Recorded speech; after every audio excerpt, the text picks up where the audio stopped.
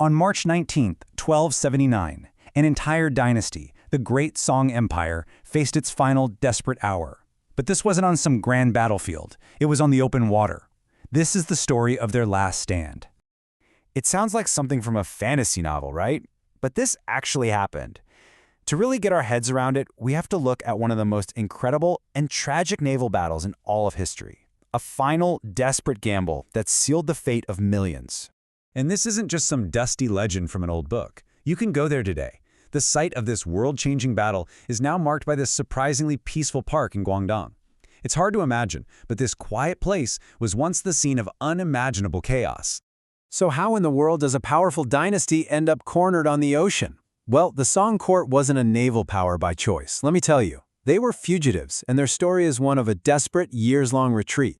For 3 solid years, the court was just constantly on the run from the invading Yuan armies. I mean, look at this timeline. It's just relentless. They lost city after city until they were literally pushed into the sea. Their own emperor even died during the retreat, and they had to replace him with his 7-year-old brother. Yamen, this was it. This was where the running finally stopped. Now, if you just glance at the numbers, you might think the Song had the advantage, 200,000 people and 1,000 ships. That sounds massive. But here's the catch. The vast majority were non-combatants. We're talking court officials, servants, and their families, and their fleet, mostly just transport ships. On the other side, you have 20,000 battle-hardened Yuan soldiers on actual warships. This was never, ever going to be a fair fight. Faced with these impossible odds, the Song commander, a man named Zhang Hongfan, made a truly fateful decision. He did something staggering. He ordered his entire fleet, over 1,000 ships, to be chained together, forming this massive, stationary wall in the bay.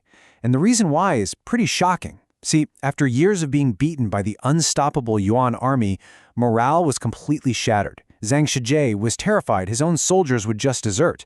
So this wasn't really a strategy for victory, it was a strategy to force his own men to fight. And just to double down on this whole no-retreat idea, he then burned everything on the shore.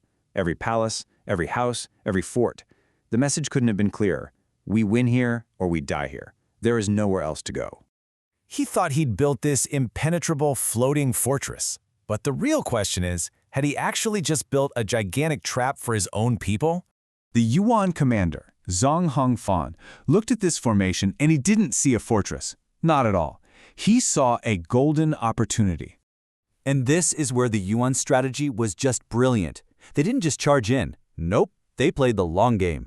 First, they blockaded the bay, sealing off any possible escape. Then their land forces cut off all access to fresh water and wood. The Song had actually prepared for fire attacks, coating their ships in a special fire-resistant mud. But they never imagined they'd be starved out. Pretty soon, supplies ran completely dry. Trapped on their ships, the Song soldiers and all those civilians were forced to drink seawater just to survive. Widespread sickness and vomiting took over. The fortress had become a floating prison of thirst and disease. After weeks of this slow, agonizing siege, the Yuan forces knew it was time. They prepared for the final assault. So, on the morning of the attack, the Yuan did something really weird. They started playing festive music. The exhausted Song defenders heard it and thought the Yuan were having a big banquet, maybe a celebration. So they relaxed. They let their guard down, thinking no attack was coming that day. Of course it was a trick. Right at noon, the battle horn sounded, and the Yuan fleet attacked from all sides at once. Hidden soldiers popped up from under cloths on their decks, and the full-scale assault began in an instant. The Song were caught completely by surprise, and remember, they were already sick and weak from the siege. Once the Yuan troops boarded their ships, it was just a slaughter. And those chains, the very chains meant to stop them from retreating, now they made it impossible to maneuver or help each other. His fortress had become a death trap. It was absolute chaos. As the battle turned into a total massacre, what was left of the Song court faced the unthinkable end. The Prime Minister, Lu Shifu, realized the battle was lost. There was no hope of breaking free. So, to prevent the capture and humiliation of the last Song emperor, he took the 7-year-old boy, Zhao Bing, in his arms and leaped into the ocean. Seeing their emperor gone and with zero hope of survival, countless officials, soldiers, and concubines followed his lead. In the end, over 100,000 people died that day, either in the fighting or by choosing to go into the sea themselves.